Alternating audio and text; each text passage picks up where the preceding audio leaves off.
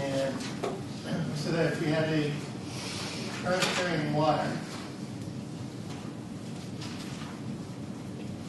like this, that there would be a magnetic field to either side of this wire due to the field going around the wire like this. But in particular, if you were trying to find a magnetic field at some point P, which was a distance r away,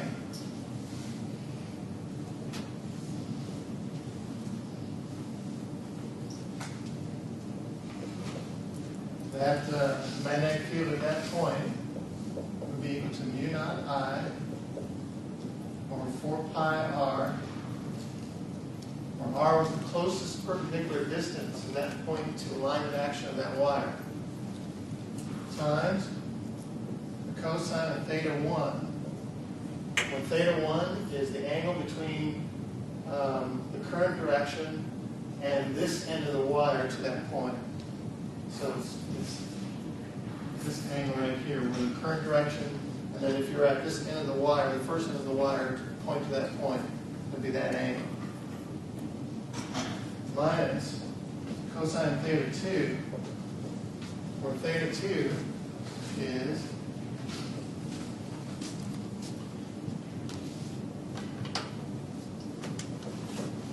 from the current direction at the other end of the wire pointing to that point. So it's this big angle in this case. So it's the lead angle in both cases, this lead angle and that lead angle. That gives you the magnitude of the magnetic field at that point. This point could be anywhere over this way or this way, but you're always looking at your shortest perpendicular distance from the line of action of that wire to that point for your R. So you don't have to do anything especially geometrically for that. The direction of this magnetic field is given by right-hand rule. If you point your thumb in the direction of the current, your fingers curl in the direction that the magnetic field is. So in this case, it's coming around like this. But if we slice this, that means that it's turning around like this. Everywhere on this side, the B field will be coming out at you. And everywhere on this side, the magnetic field would be going away from you. So we're just kind of slicing it at that point. So in this particular case, the magnetic field would be into the board.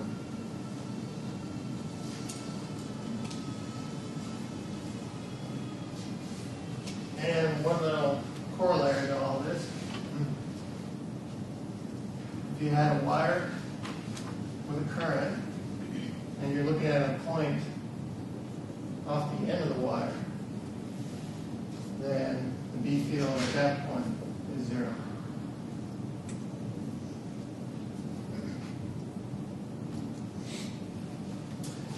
Then we also had one for a curved segment.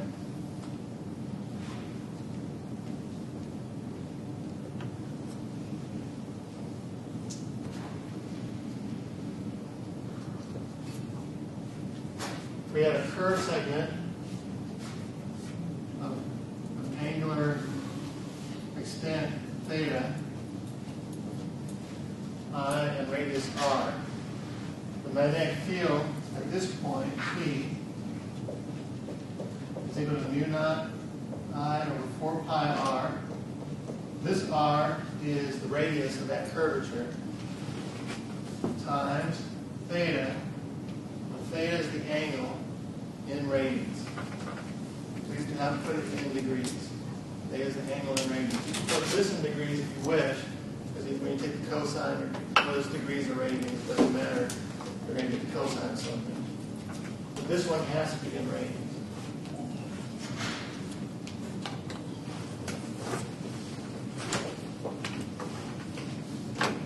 And again, you use right-hand rule to get the direction. In this case, everywhere to the left of this would be out. Everywhere inside this would be in. So at that point, the magnetic field would be into the board.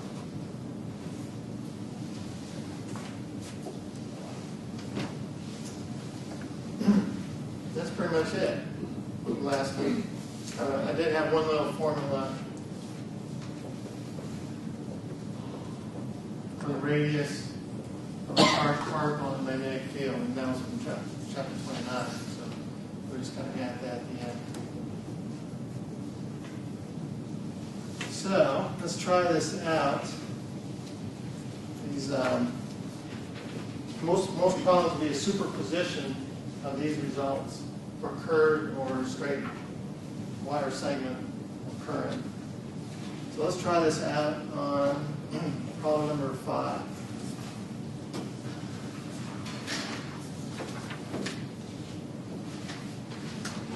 This is a long straight wire bent as shown to form two parallel straight wires in a semicircle, radius 2 meters. A current of 40 amps is directed as shown.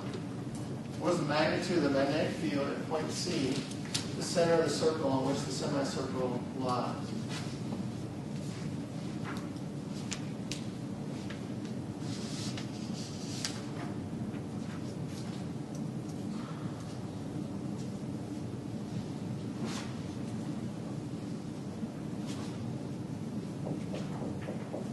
I have a current of 40 amps. Written like this. Radius of this semicircle is 2 meters. This is point C.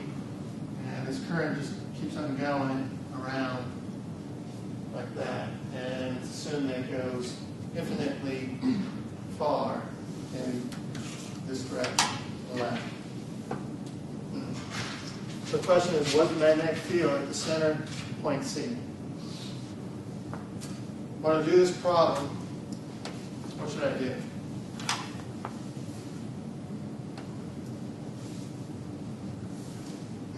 Not fair to spring that up. 8, 10 on Monday morning. Divide it into 3 different sections. What we can do is we can look at each section separately and superimpose the result, add them together. So we're going to divide this into 3 sections. We got one section that is the semi-infinitely long wire coming from this direction and stopping here. And we have a semicircle wire. And then we have a semi-infinite long wire going back this way. Okay, 1, 2. We'll look at the magnetic field contribution of all of those. So if I look at segment 1, basically a wire coming this way, stopping.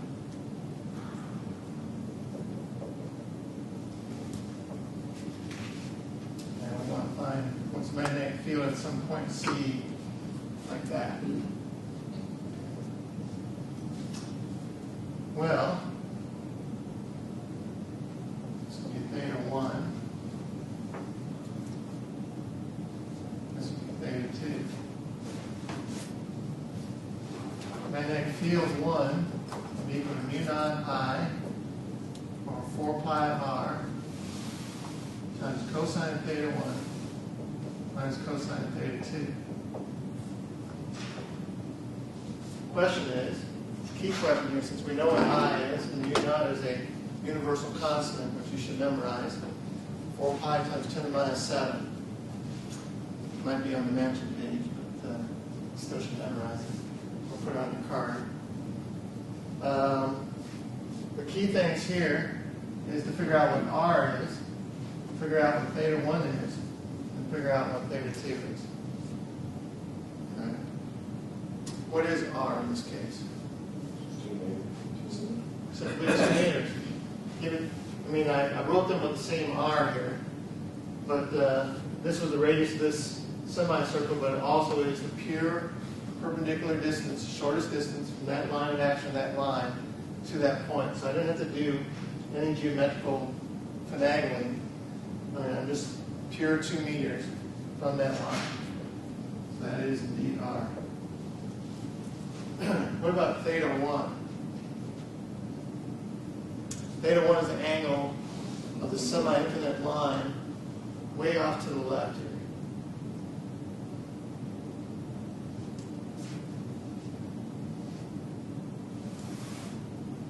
It's an angle between the current direction and the vector that points from that end of that wire to that point P as I go way off to the left. It's infinitely close to zero. Infinitely close to zero. Yeah. So this actually is, this is 2, this actually would be 0. And theta 2 will be 9 degrees. If you want to get and have a pi over 2, that might be good. It'll work for the cosine function. So 9 degrees. So there we have it. So B1 will be mu naught 4 pi times 10 to the minus 7 times the current, 40 amps, over 4 pi times 2 times the cosine of 0 minus the cosine 90. Cosine of 0 is 1. Cosine 90, 0. Pi's cancel.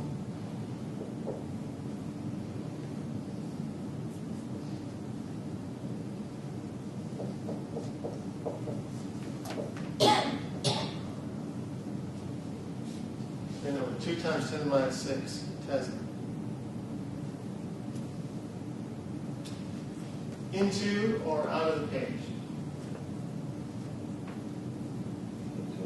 Into the page by right-hand rule, pointing in the direction of that current. Everything below that wire would be into the page. In this case, we're looking into the page.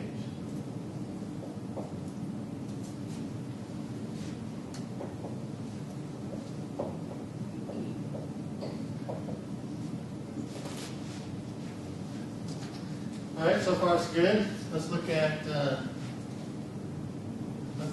segment number 2.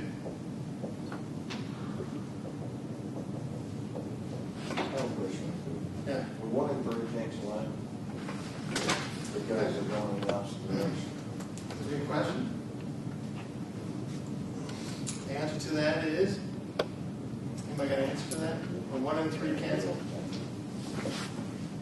Which would have saved you a lot of work. Who's that guy, Lee Corso, on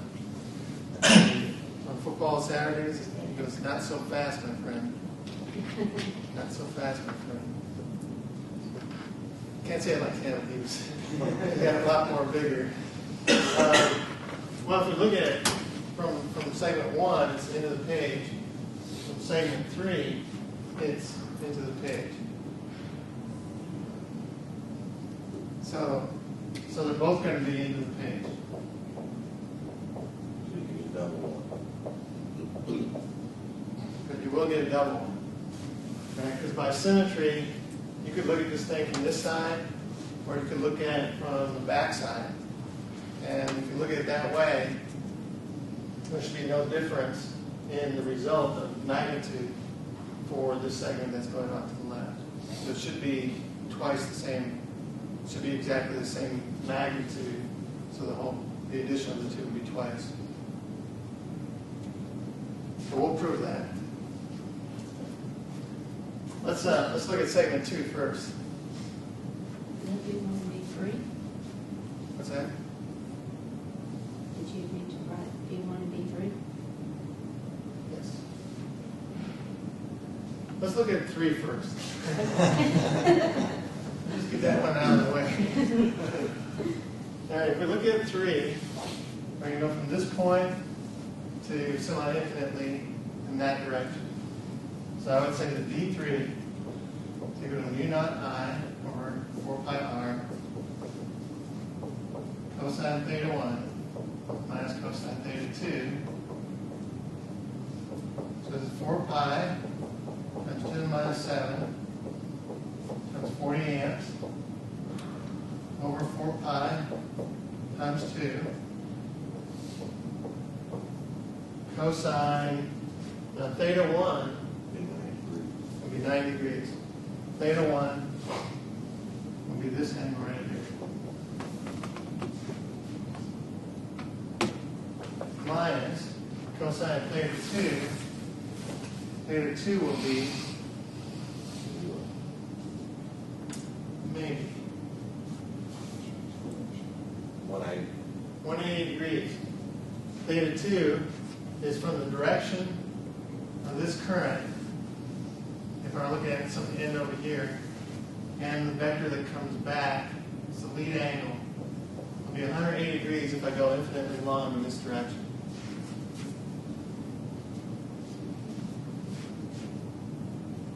So that would be negative 1. So I'll have a minus a negative 1, which would be plus 1. And so again, this would be 2 times 10 to the minus 6 Tesla.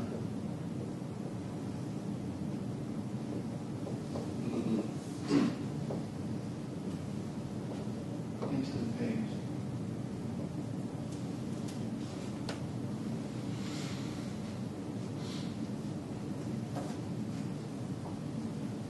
We have room up here.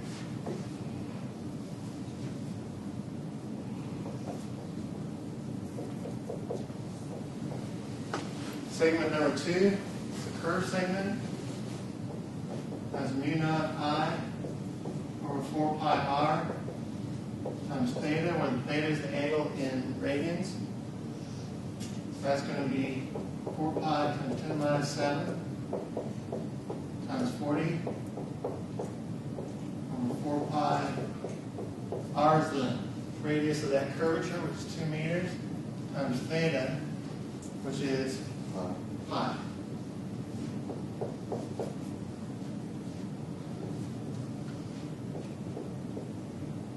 So this is 2 times 10 to the minus 6 times pi,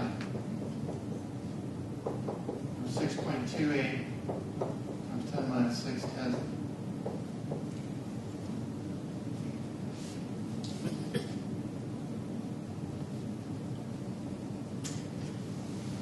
Into or out of the page? Into the page. The same right-hand rule. So going around that curvature, everything to the inside of that curvature would be into the page.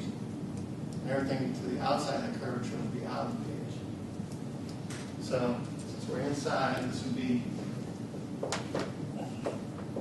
into the page. All three fields are going in the same direction. All three would add. And so our total field would be the sum of these in a vector sense, but they're all going in the same direction. So that's going to be 2 plus 2 plus 6.28, or 10.28 times 10 minus 6, 10.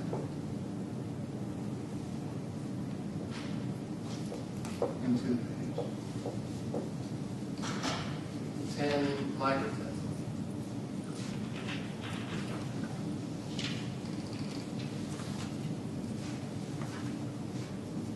You're able to get that angle done? Sorry. Michael, What? did he make the leaning tower? Oh. All right. I got it. You got it? Yeah. Okay. I didn't do this. You got a higher angle. What else should I do here? I was wondering about 11. Take a look at 11.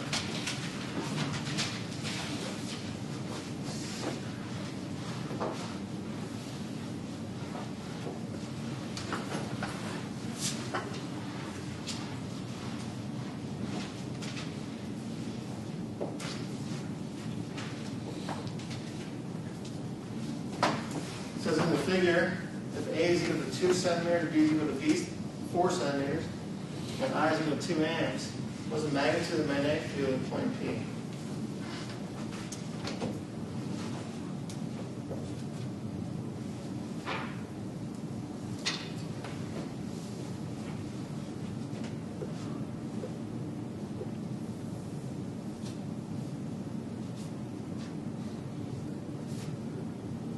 More or less circular. I is equal to 2 amps.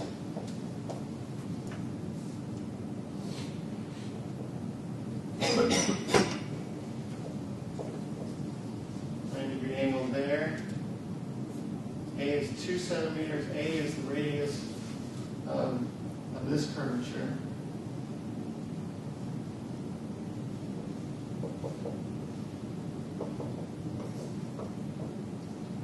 And B is the radius of the other curvature.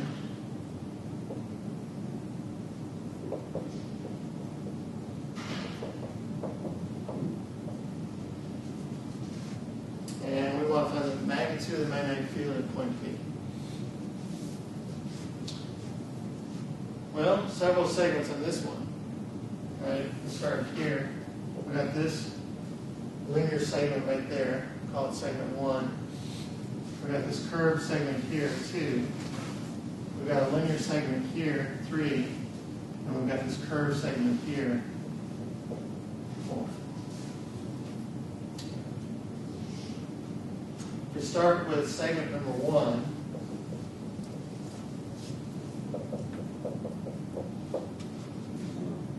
we have a little segment like this, current going this way, and our point P is over here. That would be 0. And we're off the end. So B1 would equal 0. Because we're off the end of that wire. I mean, you could put it into that general formula, but you'll end up with cosine theta 1 minus cosine theta 2 is 0. Because they're both the same.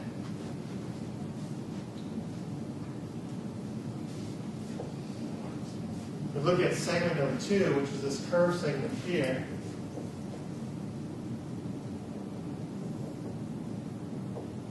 We'll have mu naught I or 4 pi r times theta.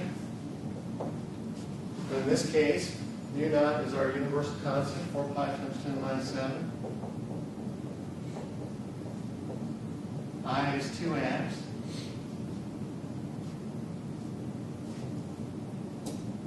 R is the radius of that curvature, which is A, which is 2 centimeters, 0.02 meters. And theta is pi over 2, because it's 90 degrees.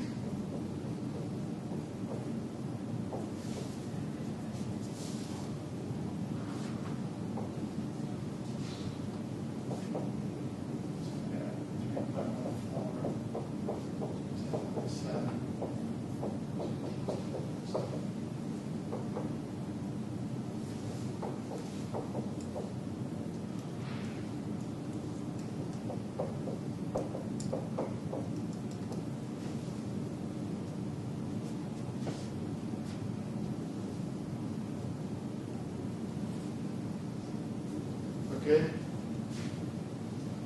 Into or out of page? Into the page. I'm glad you're here this morning. Okay. I'm just looking at you. You're awake. Into the page, right?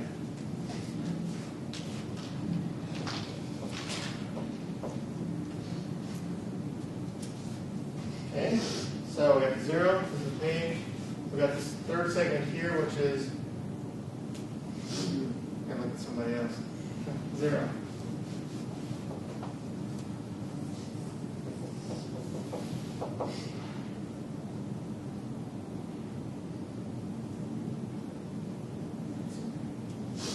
Current's going this way.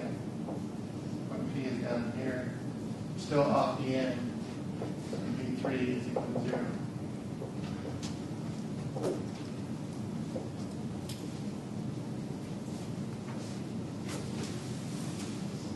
So far, so good.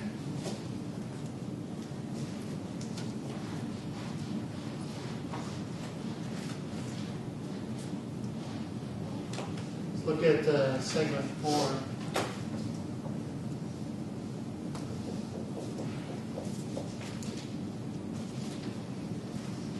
We're going to have this curved segment all the way around here. So segment 4. mu naught I for 4 pi r times theta. Mu naught is 4 pi times 10 to the minus 7.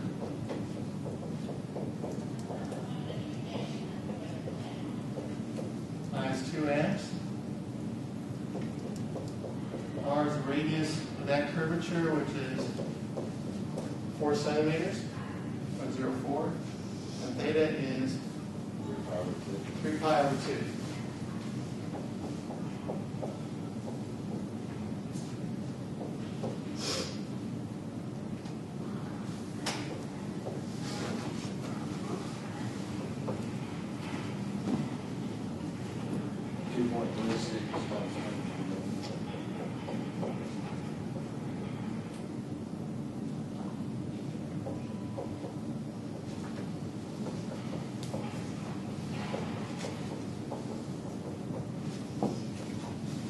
What was it, 2.36? And that would be into the page. So everything, center of that curvature would be into the page.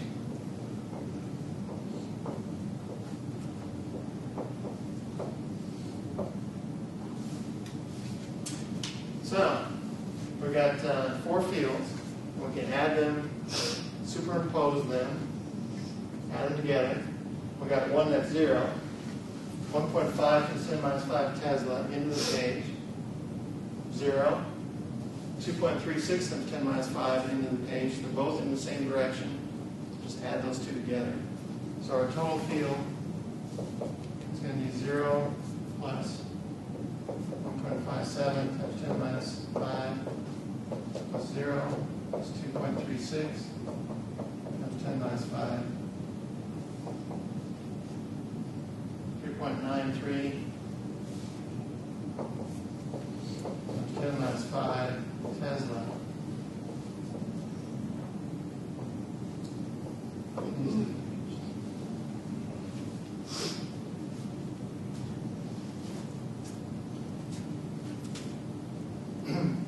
Or 39 microtesla.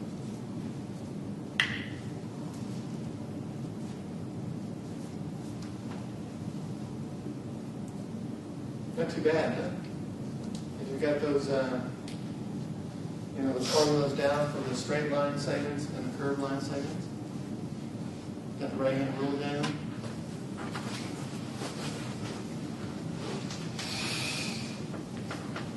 Probably expect something like this on the one of your problems will be a Dios-Ibarra law problem.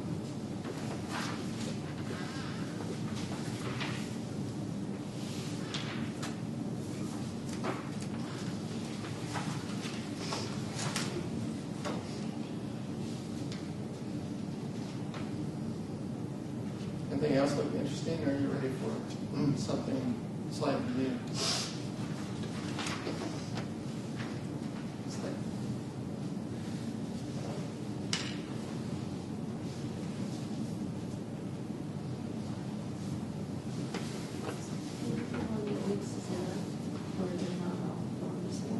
About 18 or 19, I said that more.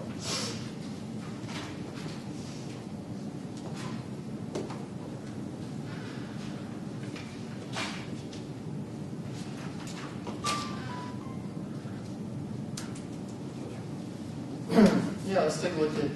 I guess I put the hard in there when I probably first read through all these, and I probably didn't work them out. I just said, no, that looks hard. So I wrote the hard in there. Let's take a look at 18. See what happens with this.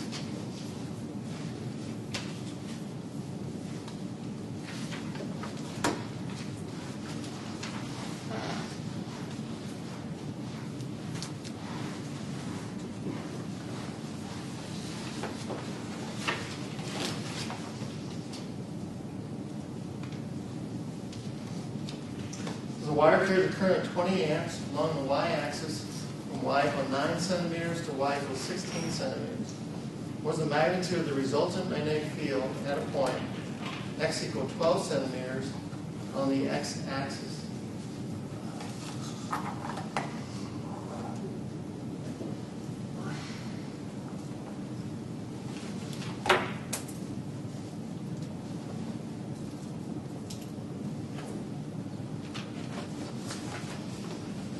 Wire carrying a current doesn't say what direction. It's not going to matter. Let's just assume it's going up 20 amps 9 centimeters to 16 centimeters on the y-axis like that. And we want to find the magnitude of the resultant magnetic field at a point that is at x equal 12.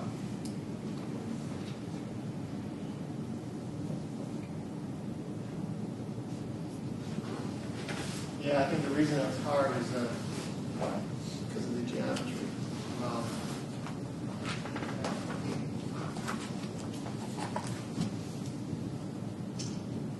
Actually, it might even be better if I had the current coming down. It doesn't matter.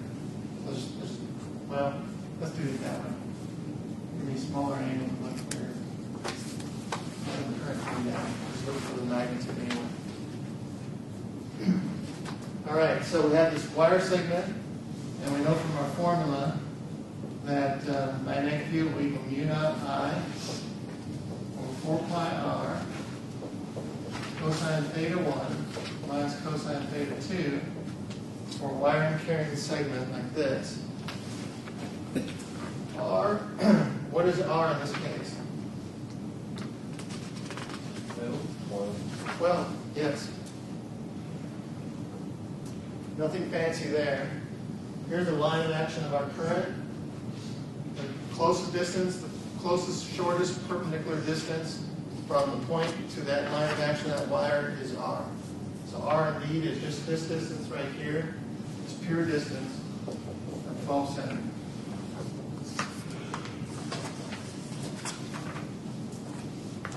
That wasn't too bad. What about theta 1 and theta 2? That's a different story. If we look at this point up here, we've got, that should be theta 1. In other words, it's from the line of action of the current and the arrow that points from that end to that point. That's theta 1 right there. And look at this point over here. Going down like that. This would be theta 2. Line of action of the current, and from that point, pointing to the point. Now, rather than actually calculate what those angles are, which we could do, we just need to know the cosine of those angles. Right, cosine theta 1 minus cosine theta 2. So, theta 1 is this angle right here. Let's just look at this big triangle here. And I've got a triangle.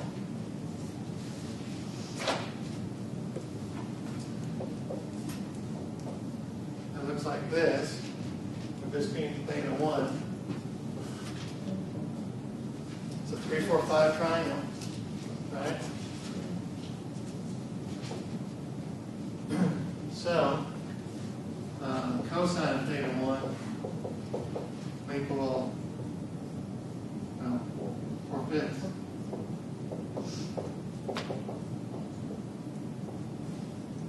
For a 3, 4, 5 triangle. And if I look at this one, I can find out theta 2. No exaggeration.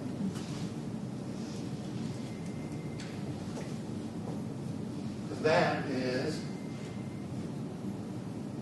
doesn't look like it, but that is a 3, 4, 5 triangle as well. 3, 4, and 5. And here's theta 2. So the cosine of theta 2 in this case is 3/5 or 0.6.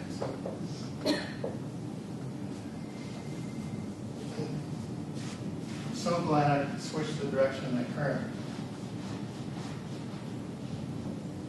We would have got the same answer if we had gone the other way, but geometrically it wouldn't have been so clear what those cosines were. So we have magnetic field of P is mu naught 4 pi times 10 to the minus 7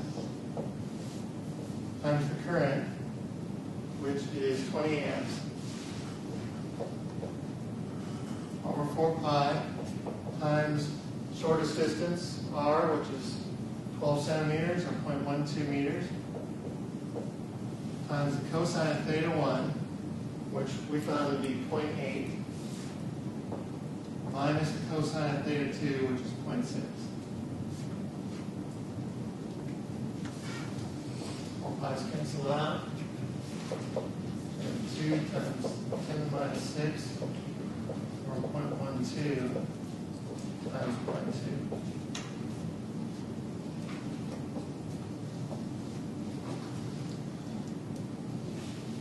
I should be able to figure that out with 3.3.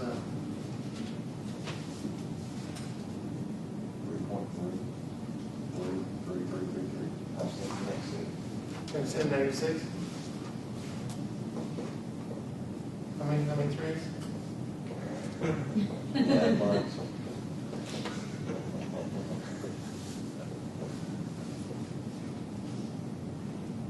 Don't do this on a test. Round it off to 3. Or 3, 3. 3. And Yes, 3.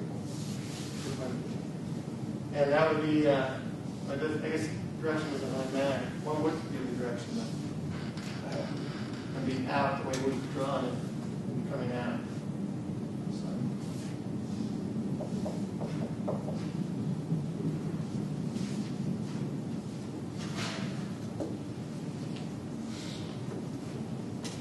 That wasn't quite as bad as I thought. If you didn't see that cosine thing, then it's going to be bad. So then you'd have to figure out the angles and then go through all that. I mean, it would be terrible.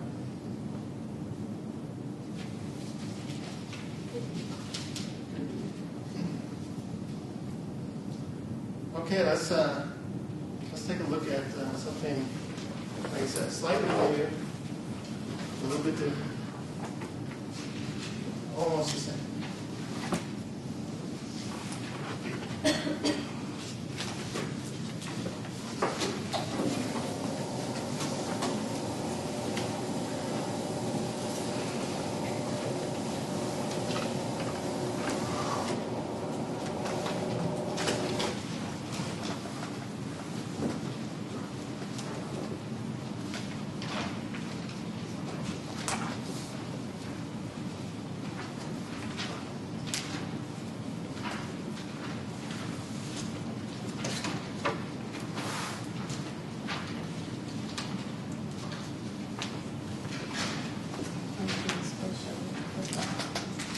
Let's go that way.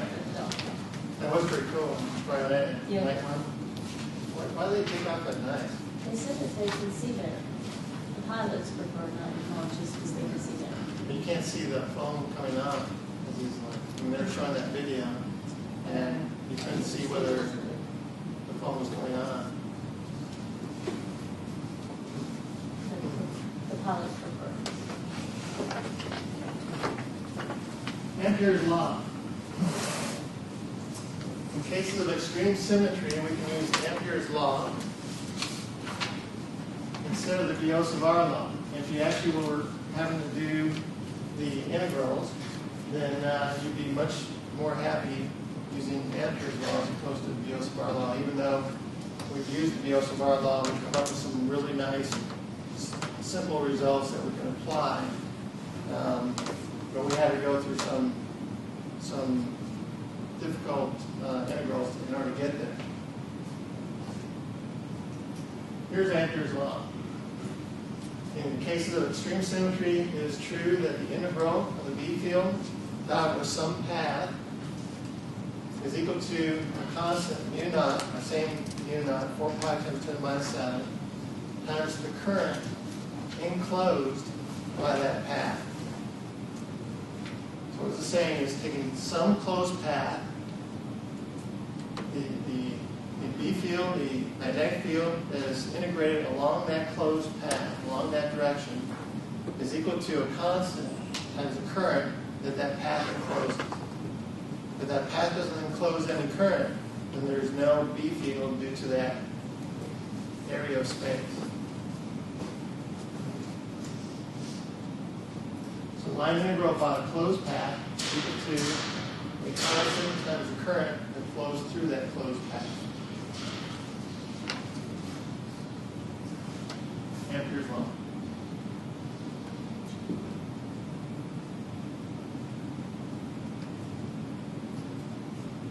up? Take a look at this. Line integral for a B field along a closed path is proportional to the current enclosed. So let's take a look at this. Write the magnitudes of the line integral over a closed path, B dot ds, for the closed paths in the following figure from least to greatest. Here's A, B, C, and D. So what we're going to say is we're going to evaluate the magnetic field along each of these paths and see which one is least or greatest, but instead of actually going and evaluating the left-hand side of this equation, we're going to say that if it equals mu naught times the current enclosed, we'll just figure out how much current is enclosed by each path. So, if I look at these paths, A, B, C, and D, which one has the most current enclosed?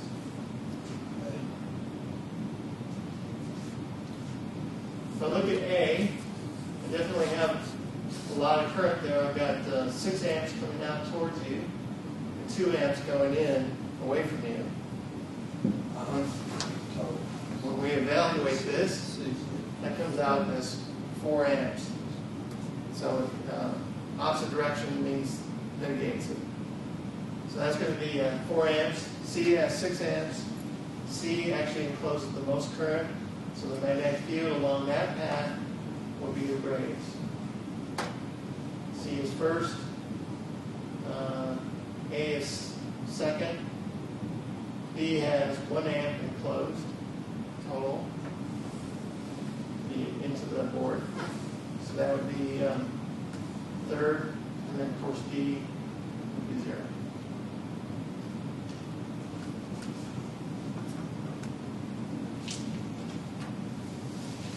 Try this example. A long straight wire, radius r, carries a steady current I naught that is uniformly distributed throughout the cross-section of the wire.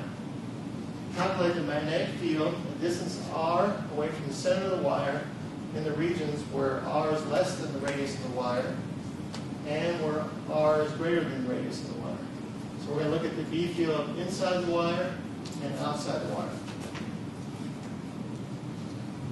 Well, if we apply Ampere's law, we can set up a closed path, and we'll set one up inside the wire at some arbitrary radius r, little r, and we'll figure out what the integral of the B field along that path is. It should be equal to mu naught times the current enclosed by that path. The total current of this wire is I naught. Well, since B and ds are along the same direction, ds is your integral vector along the line of that path, and they're both tangential to that path because the B field goes around the path, then B dot ds will just be B ds cosine 0. So you just have magnetic field ds, integral of that, equals mu naught I enclosed. But the magnetic field will be constant everywhere along that circle because you're at the same radius the whole time. So there's no reason why the magnetic field should be larger at any one point as opposed to any other point along this radius. So anytime you have a constant in the integral, you can take it out of the integral. So we'll take the magnetic field out of that integral. So we have B integral of the path length, ds, equals mu naught I enclosed. Integral of the path length would just be the length of that path, which would be the circumference of that circle, which would be 2 pi r. Current enclosed is a different matter.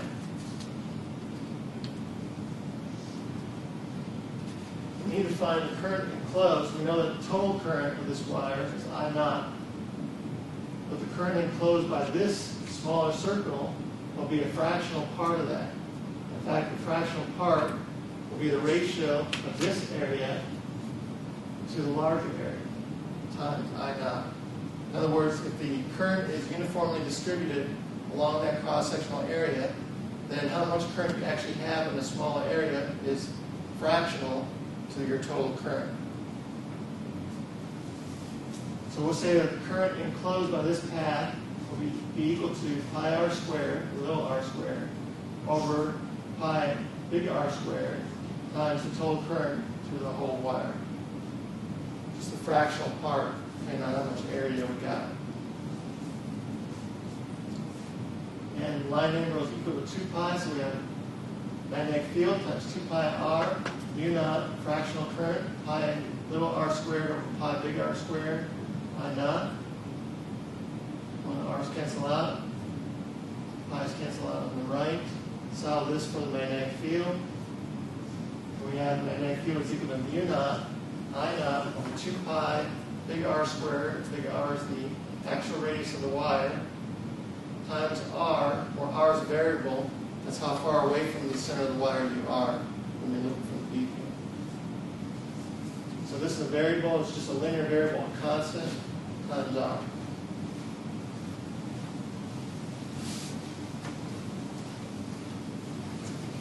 Look like that. If you're inside this wire, the further you get out to the radius, the larger the magnetic field in a linear sense on the inside of this wire.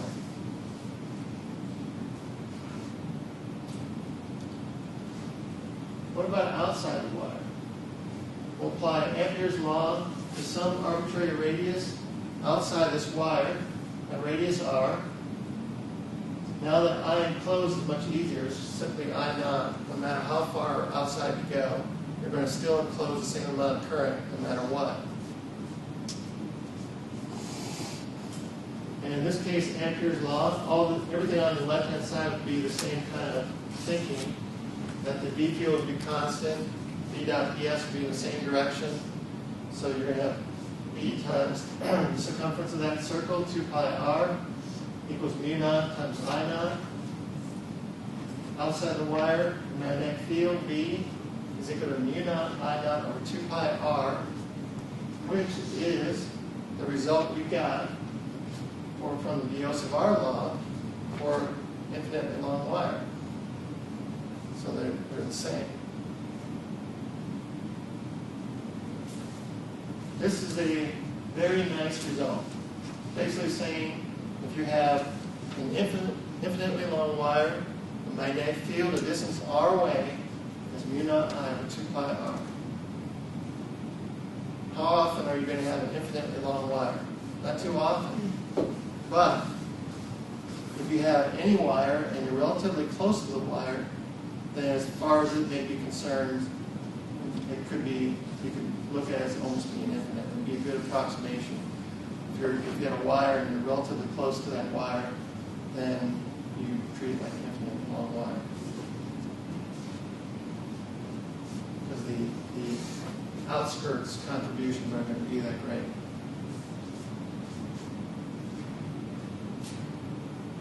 Let's try this out. Long straight wire carries a current of 5 amps. At one instant, a proton, 4 millimeters from the wire, travels at 1.5 times 10 to the 3 meters per second, parallel to the wire, and in the same direction as the current. See the figure? Well, here's the current going up. Due to this current, there will be a magnetic field. Everything to the right will be into the board. Everything to the left would be out of the board, but to the right would be into the board. And we'll have a proton come to that point, which I guess I didn't show it. Let's just calculate the magnetic field at that point that the proton is going to experience. It's an infinitely long wire, so it's mu naught I over 2 pi r, 4 pi times 10 minus 7. The current is 5 amps. 2 pi, our pure perpendicular distance is 4 millimeters, 4 times 10 minus 3. That's going to be 2.5 times 10 minus 4 Tesla into the page. And if we have a charge there, and there's my charge. Charge happening to hit that point, it's going to feel that magnetic field that exists there. And because it feels that field, according to chapter 29, any charge in the magnetic field will feel a force. By right-hand rule, it'll feel a force towards the wire in this case, by the cross product, B cross B. And the magnitude of that force would be QBB sine theta. theta will be 90 degrees in this case. So just QVB. 1.6 times 10 minus 19 coulombs. Velocity is 1.5 times 10 to the 3 meters per second.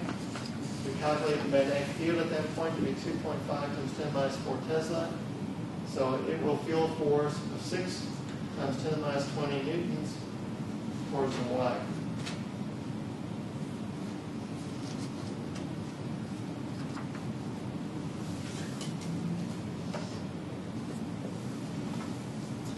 All right, so far we've introduced this new law, Ampere's law.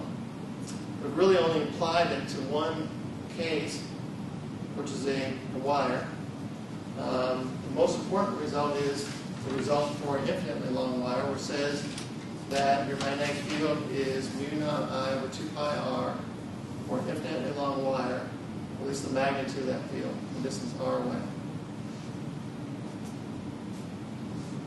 Let's try that out on this situation. We've got two infinitely long wires. Find the magnetic field at points A and C, A being right in between these two wires, and C being some distance d to the right of this right wire. And it looks like we've got 6 amps going in opposite directions on these two wires. So let's find the magnetic field at those 2 points, A and C.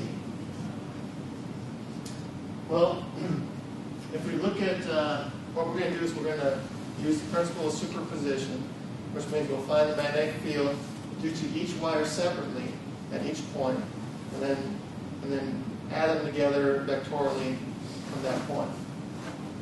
So if I look at wire number 1, applying the right-hand rule with the current going down, there will be a magnetic field coming out of the page towards you at point A. Let's figure out what that field is. U naught I over 2 pi r at A, so that's 4 pi times 10 minus 7, 6 amps, over 2 pi. Our pure radial distance to point A is going to be half of this distance of D. D is 0.7 meters, so that's going to be 0.35 meters. So that is 3.43 times 10 minus 6 Tesla, or 3.43 microtesla. And my right-hand rule out of the page. If I look at wire number 2, we have the same current, we're the same distance away, we're going to have the same magnitude of magnetic field into or out of the page. Also out of the page, if I look at wire number 2 with the current going up at point A. So, magnetic field 2A is 3.43 microtesla out of the page. They're both in the same direction. Both of them are going to add. Total field 6.86 microtesla out of the page towards you.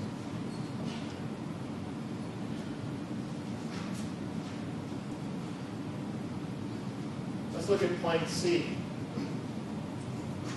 Again, we're going to use the principle of superposition, so we're going to break it up into 2 different wires. Look at what happens from each one separately and then add them together vectorially.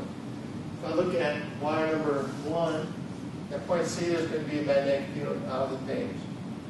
We're still on that side of the wire by the right-hand rule.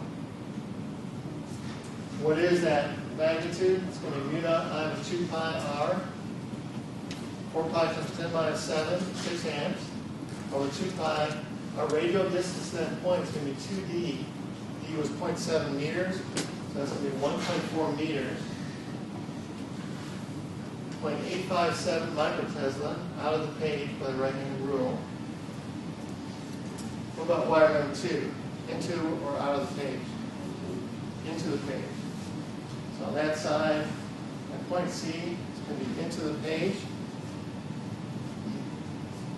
So we're closer. So it's 4 pi times 10 minus 7 times 6 amps. Over 2 pi, our distance from wire number 2 is 0.7 meters. That's going to be 1.71 microtesla into the page. This time, we've got 2 fields in opposite directions at that point. One's bigger than the other. So the bigger one's going to subtract the other one because they're in opposite directions. 1.71 minus 0.857 gives us 0.857 microtesla into the page, at least in a vector sense.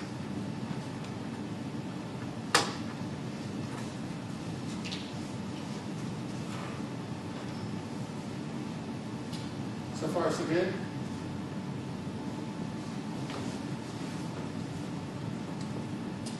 Take a look at this. We have two wires carrying currents in the same direction. One of them is going to create a magnetic field that the other one will feel, and vice versa, actually. If we look at wire number 2, with a current traveling to the right, there's going to be a magnetic field, and around it like this. So above that wire is going to be coming out of the page, and below that wire is going to be going into the page by the right-hand rule. So in the vicinity, everywhere in the vicinity along the first wire, is going to feel a magnetic field that's coming out of the page towards you, and that magnetic field will be constant everywhere along that first wire because it's the same distance from the second wire.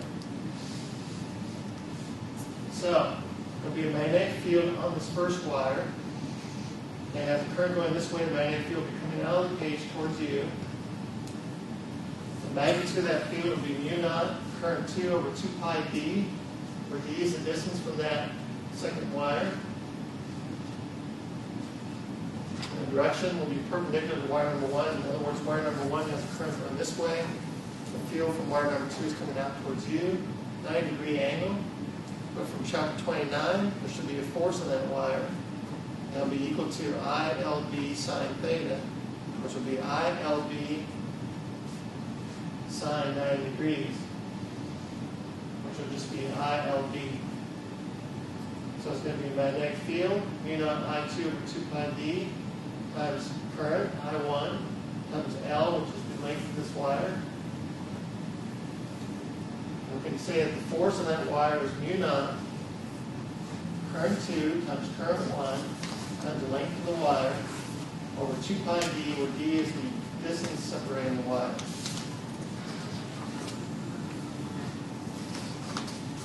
Or you could write it like this. The force per length is equal to mu naught current 2 times current 1 over 2 pi d, where d is the distance separating the wires, and these forces will be equal and opposite. So current 2 has a force on current 1, on wire 1, and vice versa. They'll have equal forces on each other. In this case, wire 1 is pulled towards wire 2 by the right-hand rule. If I point in the direction of current I1, close on a magnetic field, that field is going to have a force on it that's down towards the other wire. Now the other wire is going to feel a magnetic field that's going into the page from wire number 1. So current I2 has a field going this way, or a current going this way, a field that's into the page. It's going to feel a force that's up. These two wires, with currents going in the same direction, are going to be attracted to each other.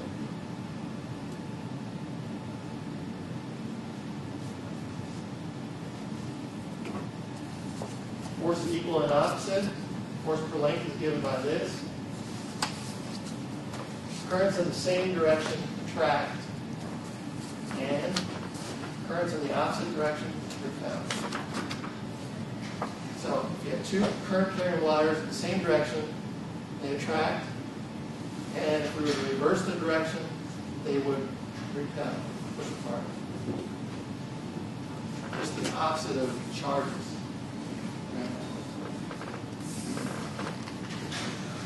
One way that it makes it easier to remember this, at least in my limited thinking, is that one of the devices that you would use using wires is to make a solenoid. It's the first thing you do back in grade school when you're asked to make an electromagnet.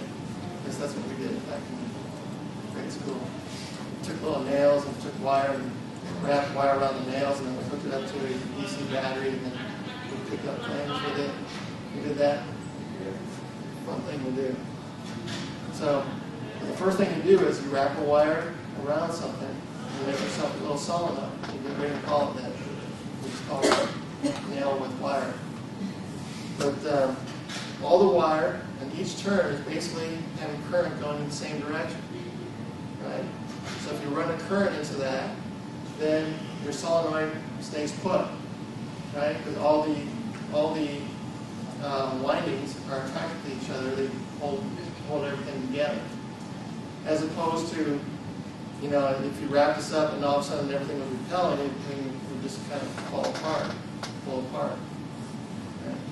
So that's how I keep it in thinking. I mean, I'm thinking that if you were to wind something around, all your currents would be in the same direction and should attract and hold it all together.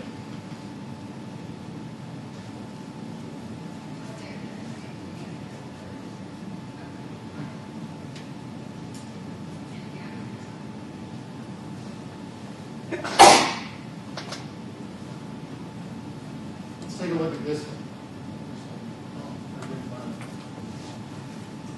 Two wires, each having a weight per unit length of 10 to the minus 4 newtons per meter, are strung parallel to one another above the surface of the earth, one being placed directly above the other. When their distance of separation is 0.1 meters, what must the current be in each of them in order for the upper wire to levitate the lower wire? So we have two wires. We're going to run currents in them, same direction, so they'll be attracted to each other. We're going to run enough current in each wire such that if we were to stabilize the top wire, the lower wire will be attracted to the top wire in such a way that it will offset its own gravity and it will just kind of levitate. A la Anthony Scalman, of coral casting. So let's levitate this wire. Well, the force per length should be equal to mu naught, current 1 and current 2, which are both the same current, so I times I, over 2 pi, the distance between them. And we want that force per length to equal the weight per length, mg per length. Mu naught's 4 pi times 10 minus 7. We'll have I squared. They're 10 centimeters apart, 0.1 meters. And we're told that the weight per length was 10 to the minus 4 newtons per meter, so we'll put that in there. We've got a bunch of numbers, and I, solving for I, we get 7.1 amps. If we ran 7.1 amps in both of these wires, then we could levitate the lower wire.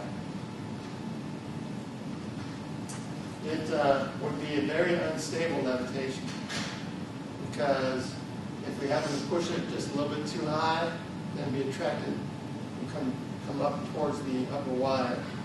And if we happen to push it just a little bit too low, it would fall. So it's a very unstable levitation in that case.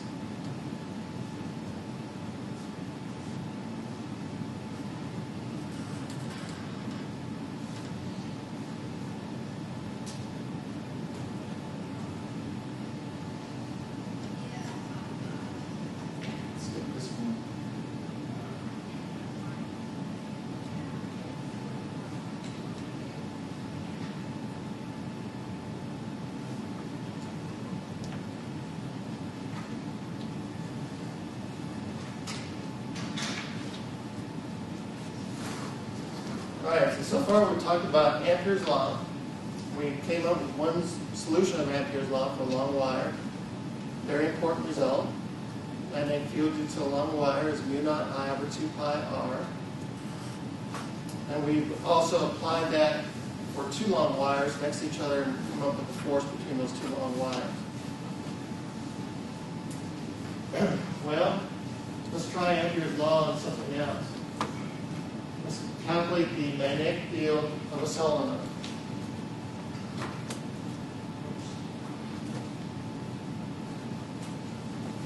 Okay.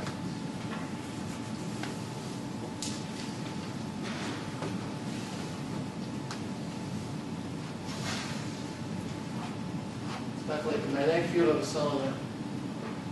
Take a look at this current loop. I have a loop of current coming around like this. If I were to apply the right-hand rule to some particular segment of this current, I would say that there's a magnetic field coming out towards you in the center of this loop. And if I were to look at every little infinitesimal segment along that loop, every segment along that loop would have a magnetic field coming out towards you in the middle of this loop. Correct? So, every little segment of this current going around this loop is actually magnifying the magnetic field in the center of this loop, giving you the largest possible current coming out towards you in one direction.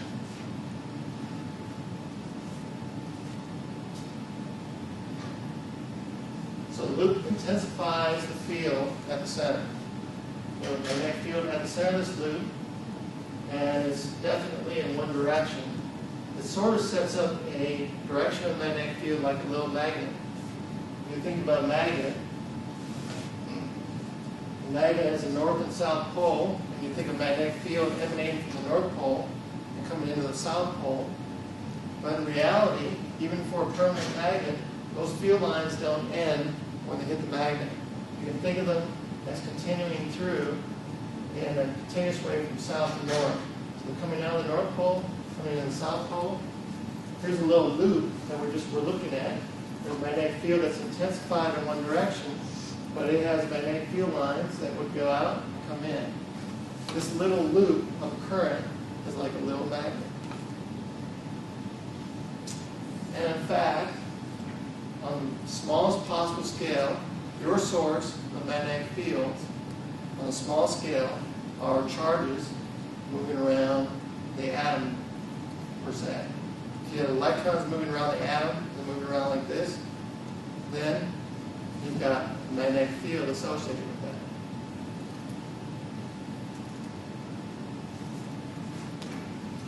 But this also brings to mind then that we can use these little loops to create ourselves little magnets. And if we add these loops together, we can intensify that magnetic field by the number of loops. Each loop is going to contribute the same amount of magnetic field. So if I add more loops to it, I will intensify it by the number of loops that I have.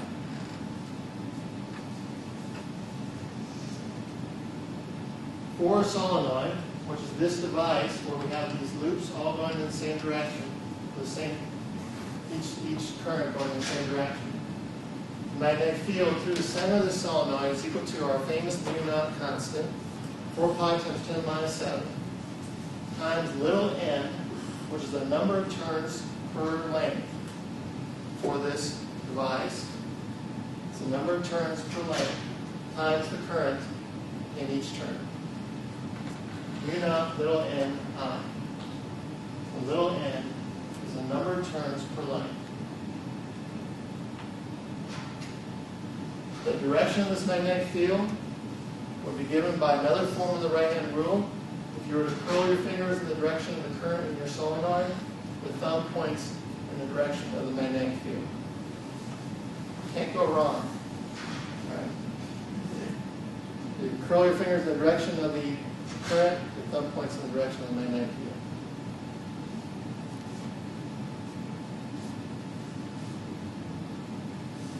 Here's a proof. We're going to use Ampere's law to prove this. Consider a closed path like this. This rectangle is our closed path. We're going to evaluate the magnetic field along this path. From Ampere's law, the magnetic field along that path, evaluated along that closed path, should equal mu-naught times the current enclosed by that path. Well, we're actually enclosing a lot of current by this path. We're enclosing I plus I plus I plus I n times. We're enclosing n times I amount of current inside our enclosed path. On the left-hand side, we're going to have some magnetic field through the center of this solenoid times that length L plus the magnetic field along this direction times this length, whatever that happens to be, this width, plus we can put this side of the rectangle arbitrarily infinitely far away. And that's what we're going to do. So we're going to go so far away that the magnetic field at that point is 0. Plus magnetic field perpendicular in this direction times this width. But there is no perpendicular magnetic field along that direction, so those two middle terms are also zero. So we got 0 from this contribution, 0 from this because we're so far away, 0 from this contribution, and all we have is magnetic field times length through the center of the solenoid. Equals mu naught times the total current, number of turns times current. So magnetic field equals mu naught, number of turns divided by length times I, or mu naught little n I. That's it.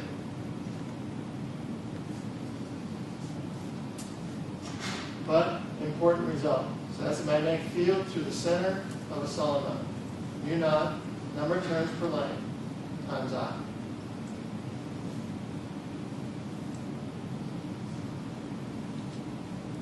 Let's try this out. A solenoid of radius 5 centimeters is made of a long piece of wire of radius 2 millimeters, length 10 meters, and resistivity 1.7 times 10 minus 8 ohm meters. Find the magnetic field at the center of the solenoid. The wire is connected to a battery having a voltage of 20 volts. A lot going on in this one.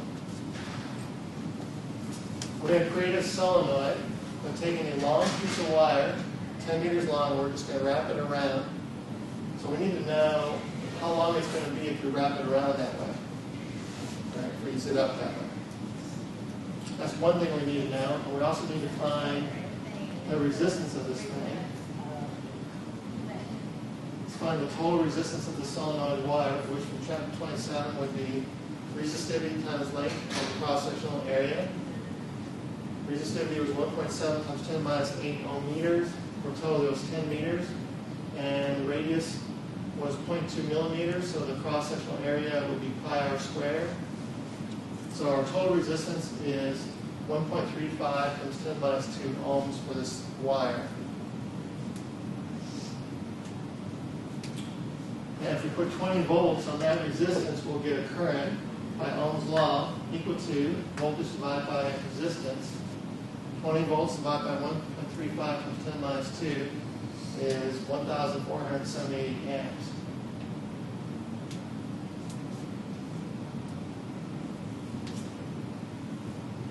After winding, the solenoid will have n turns, and we want to find the length of the solenoid. Well, it'll have n turns for some arbitrary length, d being the diameter of the solenoid. So the number of turns per length is the reciprocal of the wire's diameter if we tightly wind the solenoid. In other words, the length of this solenoid will equal how many turns we have times the diameter of the wire if they're closely spaced, right? That'll be our total length. So if I just rearrange this, I could say that the number of turns per length, n divided by L, would be n divided by n times d, which is just 1 over d. Neat. In other words, if I want to make a solenoid, and I don't want to count how many turns I use per length so I can calculate its magnetic field, all I need to do is take a wire, wrap it around a core, tightly winded around a core, and my number of turns per length would be 1 divided by the diameter of the wire that I use. And I know what the diameter of the wire I'm going to use before I use it. In this case, that would be 1 over 2 times the radius of the wire, which was 0.2 millimeters. So the number of turns per length for this solenoid will be 250 turns per meter. And now we have the magnetic field at the center of the solenoid will be mu naught, 4 pi times 10 minus 7, times 250 turns per meter, times 1,478 amps, 0.464 Tesla, and that is 1 good magnetic field. Anything on the order of Tesla is really large. Where did the 2 numbers come from? 2 times 0.002. Another 0.002 is your How is the diameter of the part? We want the diameter of the wire, so we need 2 times the radius.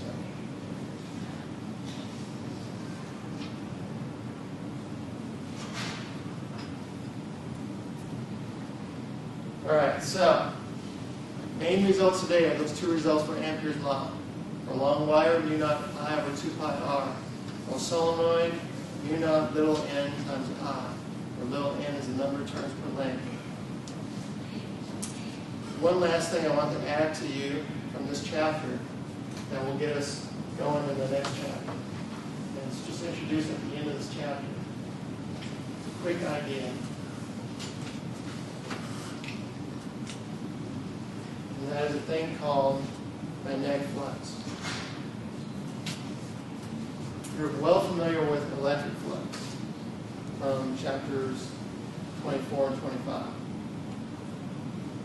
Well, there's a thing called magnetic flux, which is basically the same idea. You take the magnetic field lines that actually pass through a surface, then we can quantify that by how many field lines actually pass through an area. And we'll say that that is the magnetic field dotted with the area vector on that surface, integrated over that surface. And that would give us a number that's proportional to the number of lines that actually go through that surface. We call that magnetic flux. For a planar area of area A, making an angle theta with a magnetic field, then magnetic flux is simply the magnetic field times the magnitude of the area times the cosine of the angle between the area vector and the magnetic field vector. Just like what we had for electric flux going through a planar area. So it's field times area, cosine of the angle between the 2.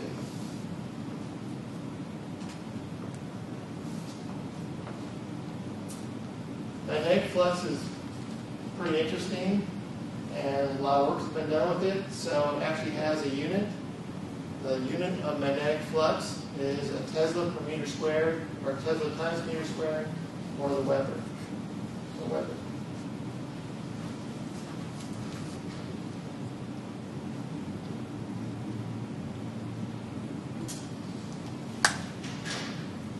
But here's an interesting idea. The magnetic flux through any closed surface is always 0. If you had a closed 3-dimensional surface and you're trying to quantify magnetic flux, the magnetic flux through any enclosed surface, the net magnetic flux is 0. Why?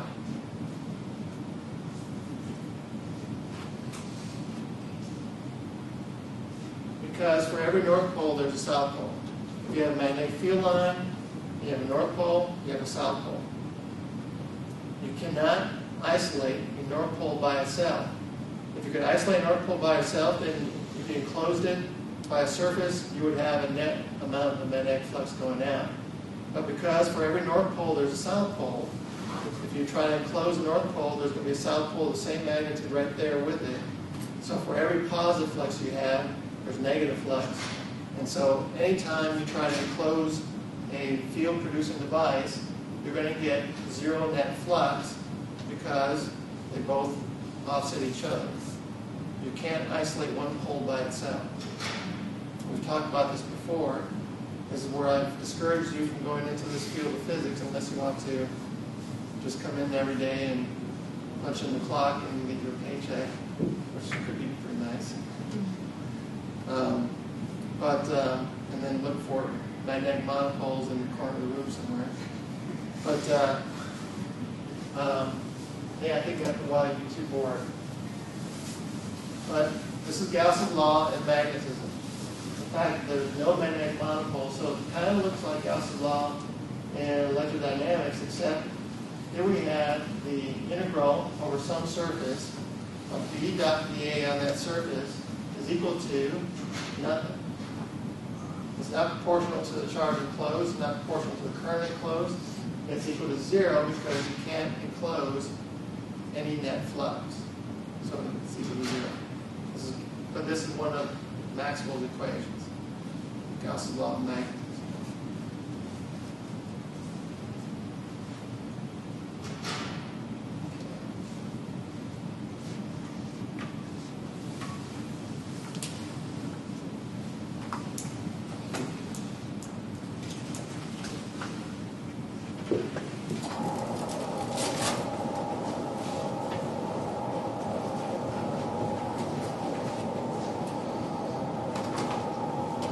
I would be remiss if I did not do at least one problem. I think I should do at least one problem just to get started in this next section.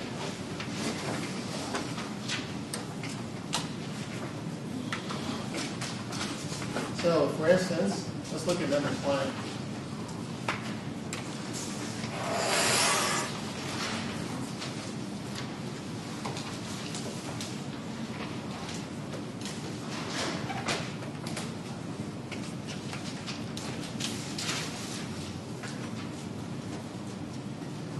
One long wire carries a current of 30 amps along the entire x-axis.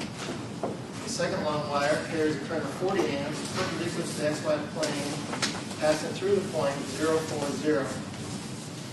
What is the magnitude of the resultant magnetic field at the point y equals 2?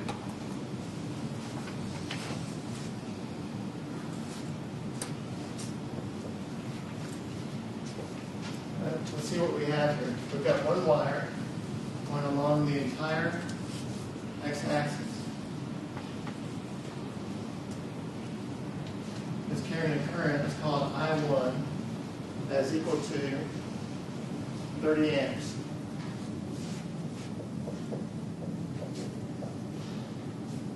So far, so good. We've got another wire located at x equals 0, y equals 4, z equals 0. And it's carrying 40 amps. So, at this point right here, so there's another wire with a current coming out towards you. It's called I2, equal to 40 amps, like that, coming out of the board towards you. At that point, x equals 0, y equals 4, z equals 0. Perpendicular to the xy plane. Question is, what is the resultant magnetic field at this point? Y equals 2 meters. Let's call that point P. All right, to do this, let's use principle of superposition. Let's look at each wire separately, calculate the magnetic field due to each wire, add the results together vectorially to see what we get. If I look at wire number 1, magnetic field going to the right. At point P, there's going to be a magnetic field coming out of the board towards you. Let's call that B1. Coming out towards you, because we're above that wire, everything below is where we've been into the board. The magnitude of that field will be equal to U0 I1 over 2 pi R1, because we have an infinitely long wire. So that's going to be 4 pi times 10 to the minus 7 times 30 amps over 2 pi times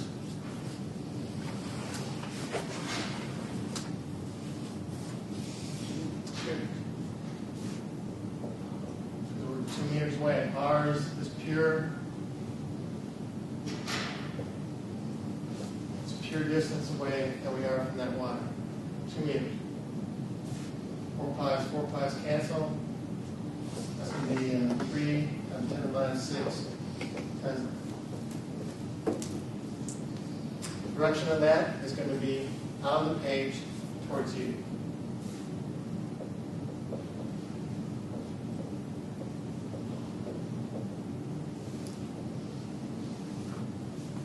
So far, so good. We got wire number 1 taken care of. Look at wire number 2. There's a current coming out towards you. Around this current is a magnetic field. It's going around in a circle like this. We haven't done anything like this where the current's coming out towards you. And now we've got to deal with this magnetic field that's in a circle like this. By the right-hand rule. So there's a magnetic field.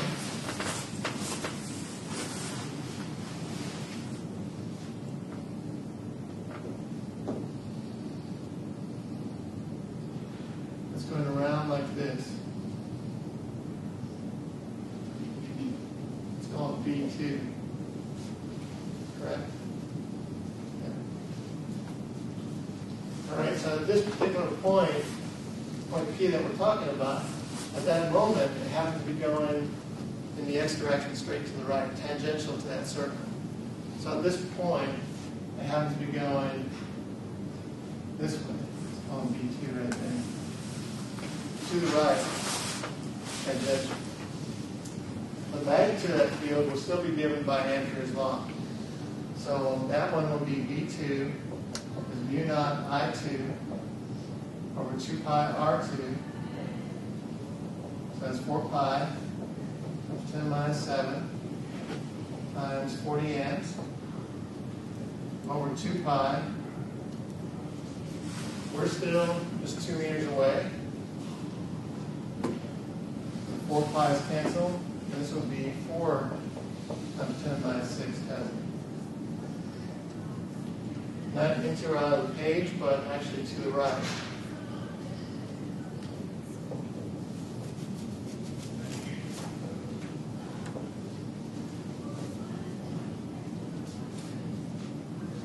The question was, what is the magnitude of the magnetic field that exists at that point? So at that point, we've got 2 magnetic fields. We've got, we've got one magnetic field that's coming out towards you, and one that's going to the right. The 2 magnetic fields are perpendicular to each other. So you use the Pythagorean theorem. In other words, if you want to look at this thing from the top,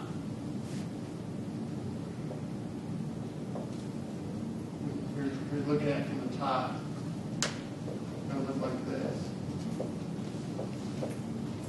2 magnetic fields be perpendicular to each other, and we want the magnitude of the total magnetic field. So we're going to use the Pythagorean theorem. The magnitude of that field will equal 3 squared plus 4 squared square root times 10 minus 6, which will be 5 times 10 minus 6 tenths.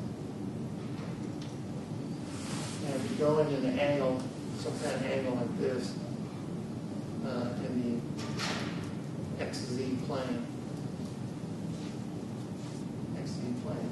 So our answer would be 5 microtesla.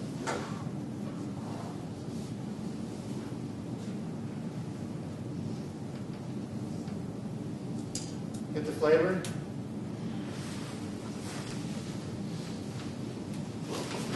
I'm going to leave you with that. Try your hand with one of these problems. Some of them might actually be kind of hard, but do your best. And we'll look at more on Wednesday.